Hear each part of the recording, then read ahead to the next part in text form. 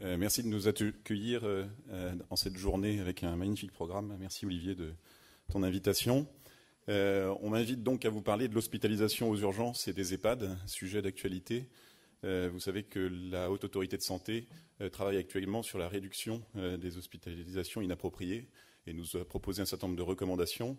J'avoue que je dis d'autant plus merci que ce thème m'a inspiré pour l'année 2016 en termes de politique médicale pour qu'au sein du groupe, on travaille effectivement sur ce sujet de diminution des hospitalisations aux urgences, globalement beaucoup trop important. Oui.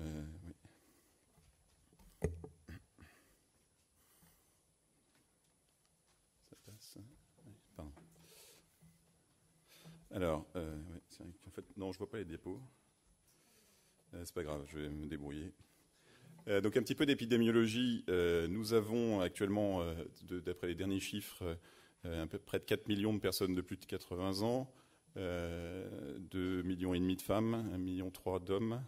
85% sont à domicile. Ce qui, vous faites le calcul, ça vous fait 576 000 personnes qui ne sont pas à domicile. Et il se trouve qu'il y a 500 000 places d'hébergement actuellement en EHPAD. Donc on va parler des hospitalisations de ces 500 000 personnes qui sont hébergés dans plus de 6 700 EHPAD actuellement en France. Ça passe là? Non, du coup ça passe plus là.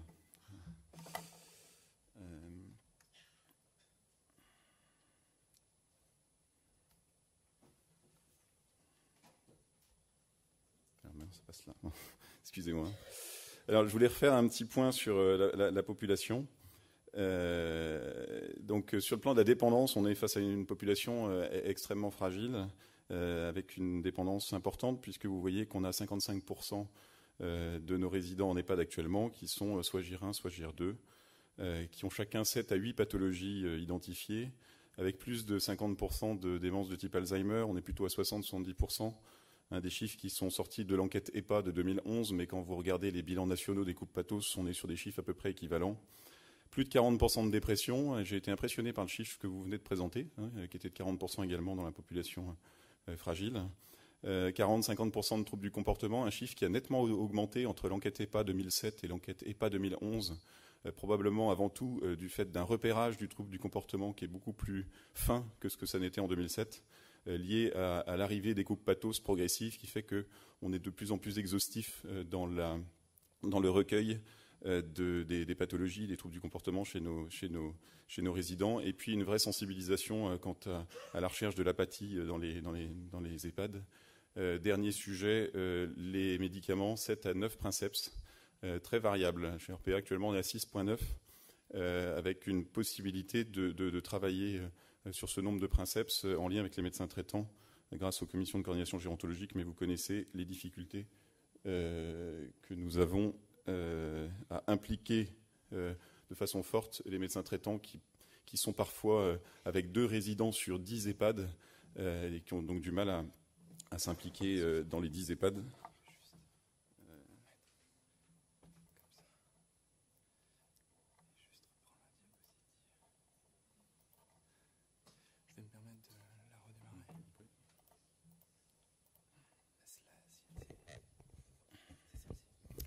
Du coup, je continue, mais sur une petite enquête que j'avais pu réaliser antérieurement entre les médecins traitants et les médecins coordonnateurs, on voyait effectivement que, ce que je vous disais à l'instant, en moyenne, on avait quand même beaucoup de médecins traitants qui intervenaient pour peu de résidents dans beaucoup d'EHPAD, ce qui augmente largement les problématiques d'organisation et les problématiques fonctionnelles. D'accord. Très bien.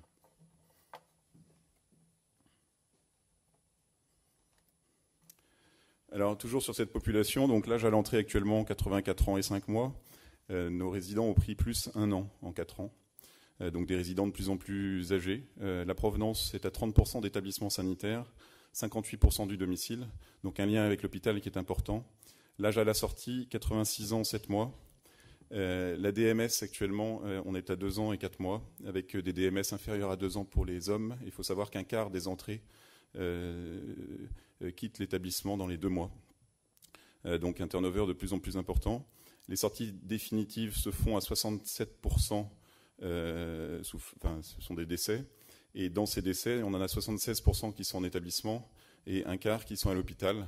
C'est ce que nous signifie également le rapport de l'Observatoire national sur la fin de vie, qui avait pu nous donner ces chiffres-là. Voilà. Donc on voit quand même qu'il y a une majorité qui se fait en établissement, mais qu'il y a un petit peu qui se fait à l'hôpital. J'en reparlerai parce qu'il y a également un rapport du Conseil national d'éthique qui nous met un petit peu en garde sur ces décès à l'hôpital, ces résidents qui restent aux urgences trop longtemps. Quand on regarde le taux d'hospitalisation par région, on voit que c'est assez hétérogène, probablement variable en fonction des structures mises à disposition, en fonction de la maturité de la filière, j'en reparlerai également, avec un rapport de la CNSA aux ARS en juillet 2014, qui nous dit donc que le taux d'hospitalisation par région est actuellement en France de 1,24%, ce qui veut dire qu'un résident qui rentre entre son entrée et sa sortie d'EHPAD, si vous avez 100 résidents en EHPAD, chaque résident est hospitalisé 1,24 fois au cours de son séjour en EHPAD. Voilà, une petite étude également que j'ai pu retrouver. Donc, si 100 résidents entrent le même jour dans un EHPAD, un an après, il y en a 11 qui sont morts. Il y en a 25 qui sont hospitalisés. Le taux d'hospitalisation en EHPAD est actuellement de 35 à 45% en fonction des études. C'est assez variable des résidents hospitalisés par an. Voilà, donc ce qui est là aussi un turnover important. Alors, on ne peut pas parler de l'hospitalisation sans parler de l'étude Pléiade, que vous connaissez sûrement tous, qui a été publiée en 2012 par l'équipe de Toulouse, du professeur Vélas, qui nous montre que les liens entre l'EHPAD et l'hôpital sont très importants, puisque dans les flux de sortie d'EHPAD, 70% vont vers l'hôpital.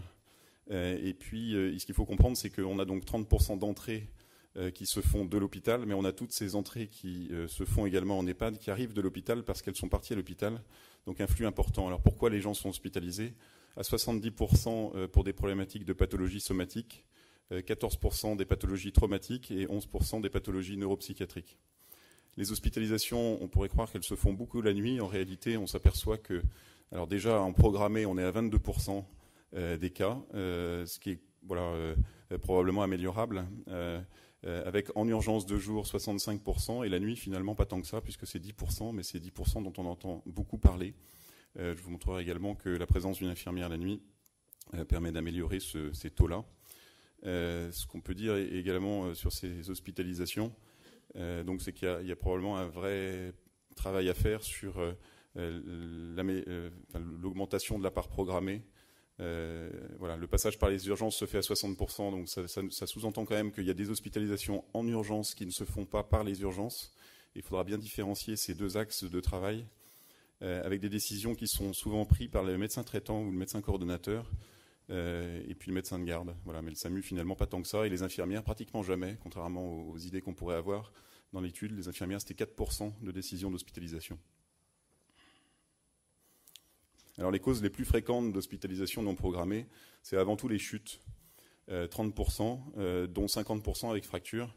Donc ce sont des hospitalisations en urgence, pas obligatoirement par passage par les urgences. Et j'insisterai sur l'intérêt d'avoir une filière directe pour que les malades évitent de passer des séjours importants sur des brancards aux urgences. 30% de décompensation cardio-pulmonaire. Et puis après, c'est des problèmes génito-urinaires, neurovasculaires. Les troubles du comportement qui sont également bien présents, un petit peu les infections, les soins palliatifs, on en a parlé. Et puis la iatrogénie, donc, qui est une cause, je dirais, plus globale. Je ne détaillerai pas aujourd'hui ce sujet, qui sera peut-être détaillé à un autre moment. Mais en EHPAD actuellement, je vous ai dit 7 à 9 princeps, 25% de malades sous neuroleptiques, 70% sous psychotropes. Une chronicisation des prescriptions impressionnantes, que ce soit sur le plan antalgique, où on voit des antalgiques qui sont represcrits régulièrement alors qu'il n'y a pas de notion d'évaluation de douleur, il n'y a même pas de notion de douleur. Des morphiniques qui sont à 70% prescrits par patch sans titration. Des IPP qui sont renouvelés également de façon chronique sans qu'on sache dans plus de 50% des cas la raison pour laquelle ils sont prescrits. Voilà, donc beaucoup de travail à faire sur la iatrogénie, à la fois sur les galéniques, des médicaments qui sont donnés, à la fois sur les médicaments qui sont donnés, à la fois sur les nombres de prises et le nombre de médicaments, puisque tous ces éléments coupent l'appétit et on sait qu'après, on a des problématiques importantes sur le plan nutritionnel. On parlait de chiffres de nutrition tout à l'heure. Nutrition en EHPAD, on voit vraiment que c'est un problème de santé publique. 60% des résidents qui arrivent en EHPAD, donc qui ne sont pas en EHPAD, sont dans une situation de dénutrition, d'où l'importance d'avoir le dépistage de la fragilité de façon très précoce, de sensibiliser la population de façon très précoce. Voilà, et il y a tout un travail à faire au niveau de la santé publique pour que nos personnes arrivant en EHPAD ne souffrent pas comme ça de diagnostic de dénutrition. Voilà, je voulais vous montrer ce petit slide, là, c'est un petit extrait du rapport du CCNE sur le débat de fin de vie en avril 2014, qui nous disait « Trop souvent, le malade mourant arrive dans le service d'accueil et d'urgence d'un hôpital en provenance d'un domicile ou d'un EHPAD dans les derniers jours de sa vie pour y mourir aux urgences dans une indifférence choquante. » Et là, il parlait de 8000 personnes en provenance d'EHPAD qui décèdent chaque année dans les heures qui suivent leur admission au service des urgences. Voilà, donc là, je crois qu'on a un des progrès à faire. Voilà. Les ratios d'encadrement, je voulais vous en parler aussi parce que je trouve que c'est intéressant de savoir qu'en EHPAD, on a un 0,7 de ratio d'encadrement et que quand on compare au monde du handicap, là j'ai sorti un rapport IGAS 2012, on est à 1,07 dans les femmes, 1,22 dans les masses en 2010. Et là, pour le coup, il y a quand même des études qui ont montré qu'il y avait un lien direct entre les taux d'hospitalisation et les ratios d'encadrement. Et le rapport du CCNE nous dit que 80% des EHPAD ne disposent d'aucune infirmière de nuit, alors que la présence d'infirmiers la nuit nous montre que les hospitalisations en urgence peuvent baisser d'un tiers. Ce n'est pas négligeable. Alors qu'en est-il de la qualité des hospitalisations ? Là aussi, une étude nous dit que plus de 25% des résidents vont au moins une fois par an vers un service d'urgence, d'où le chiffre de 35 à 45% d'hospitalisation entre les EHPAD et les services d'urgence. Il y a souvent des problèmes dans les transferts d'informations qui sont essentiels et souvent absentes. Des problèmes de communication, des coûts des transferts importants. Et donc, on a là des chiffres qui ont été, une étude qui a été vue par la Haute Autorité de Santé, qui a insisté déjà depuis 2008 sur cet outil, le DLU, que vous connaissez tous, qui améliore la sécurité et la qualité des soins. Excusez-moi pour les S à outils. Voilà. Pour ce qui est du DLU, donc un petit rappel rapide, mais c'est une circulaire interministérielle du 13 mai 2008 qui démarre sur le DLU, avec 29 mai la DGAS qui nous produit un premier document, 2 avril 2010 une nouvelle circulaire, 6 mars 2012 dans le cadre de la prise en charge de l'AVC, à nouveau on reparle du DLU qui devient de plus en plus obligatoire, et je ne sais pas si vous savez, mais en tout cas sachez que depuis juin 2015 il y a un nouveau DLU accessible, et que celui-ci doit être accessible 24 heures sur 24, et qu'on a bien ces documents à la fois de transfert d'informations entre l'EHPAD et le service d'urgence, mais également transfert d'informations entre le service d'urgence et l'EHPAD, avec la nécessité de remplir ce qu'est capable de faire l'EHPAD et les moyens dont elle dispose, de façon à ce qu'on évite des retours des urgences avec une impossibilité pour l'EHPAD de prendre en charge convenablement le malade qui est renvoyé. Et voilà, tout ça améliorant la communication entre les structures, ce qui est absolument essentiel. Alors, comment réduire les hospitalisations non programmées des résidents en EHPAD ? L'HAS nous dit que les hospitalisations évitables, c'est 19 à 67%. Il y a en effet cette étude qui a été publiée en 2010, qui montrait que 67% des transferts étaient jugés comme probablement ou absolument évitables. Les points clés, c'est le travail pluridisciplinaire, la permanence des soins, la coordination, la continuité des soins et donc ce DLU.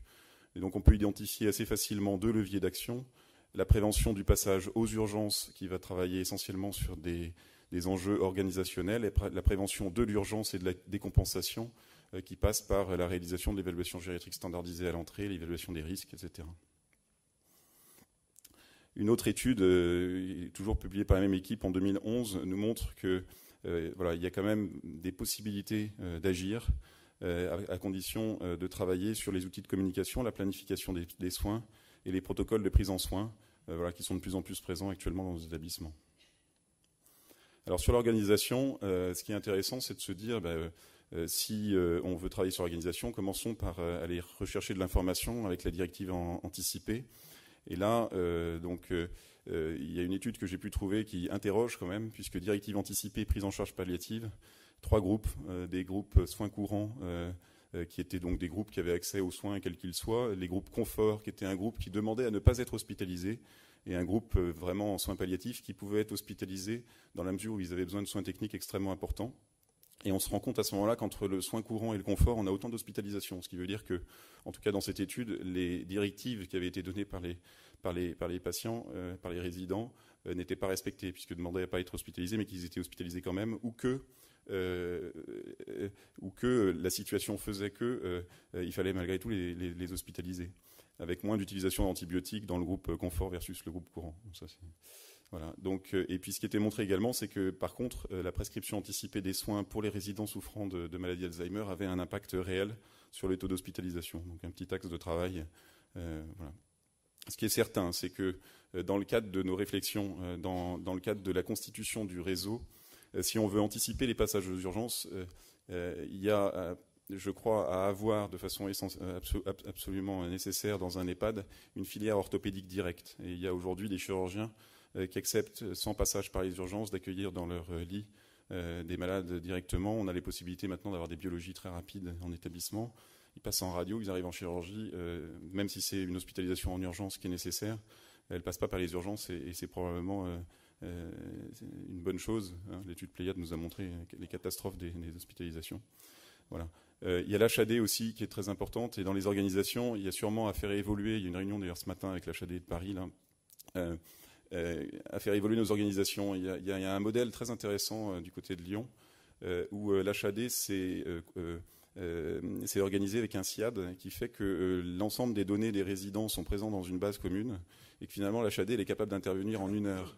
Et c'est quand même souvent le vendredi soir. Moi j'aime bien demander vendredi soir à 17h quand vous avez une décompensation cardiaque, vous faites quoi ? J'envoie aux urgences. Non, il y a peut-être d'autres solutions. Il y a peut-être la solution de mettre en place une HAD rapidement qui permet de garder le malade peut-être le week-end avec une surveillance infirmière la nuit qui nous est apportée. Voilà. Dans le cadre du soin palliatif, il est essentiel également d'éviter de ces 11% de passage aux urgences. Donc pour ça, il faut avoir des réseaux bien constitués. Une filière comportement, vous avez beaucoup de problématiques de comportement malgré tout qui font des allers-retours même aux urgences. Voilà, donc là aussi, il y a des modèles qui sont intéressants de consultation en urgence. Il y a certainement à prendre en charge les troubles du comportement de façon précoce. Réfléchir aussi sur l'AVC, quelle est notre filière sans passage par les urgences, qui permet d'aller vite. Et puis sûrement d'autres idées que vous pourrez nous exprimer qui seront utiles. Voilà. Puis la dernière chose que je voulais dire, c'est que toujours donc, pour ce travail sur les hospitalisations, il y a toute la prévention, bien sûr, qui est nécessaire, avec le dépistage et le suivi des risques. Donc un rôle des hôpitaux de jour, probablement dans le lien EHPAD, hôpitaux de jour, des choses importantes à mettre en place et les équipes mobiles. Et puis bien sûr travailler donc sur des mesures qui ont démontré de leur efficacité, la vaccination, toutes les mesures d'hygiène, le comportement, je viens d'en parler, la consultation précoce, la prise en charge sensorielle. Vous savez que 50% des résidents accueillis actuellement en EHPAD ont des lunettes inadaptées, dont 16% ont une urgence ophtalmologique voilà, lorsqu'on fait un dépistage de masse. Donc voilà, ça pose des vraies questions sur les chutes, parce que quand on ne voit pas bien, on tombe. Donc beaucoup de progrès, beaucoup de travaux à faire là-dessus. La nutrition, on en a parlé. Les soins bucco-dentaires également, avec des grosses problématiques pour le coup organisationnel, mais avec un impact direct sur l'état nutritionnel. Chute, activité physique, et donc ça, il y en a de plus en plus, l'activité physique en EHPAD, et c'est probablement une bonne chose, vu ce que vous avez montré. Voilà, et puis tout le travail à réaliser sur la iatrogénie. Voilà, donc des axes de travail à la fois organisationnels et à la fois de prévention. Voilà, je vous remercie de votre attention. Merci.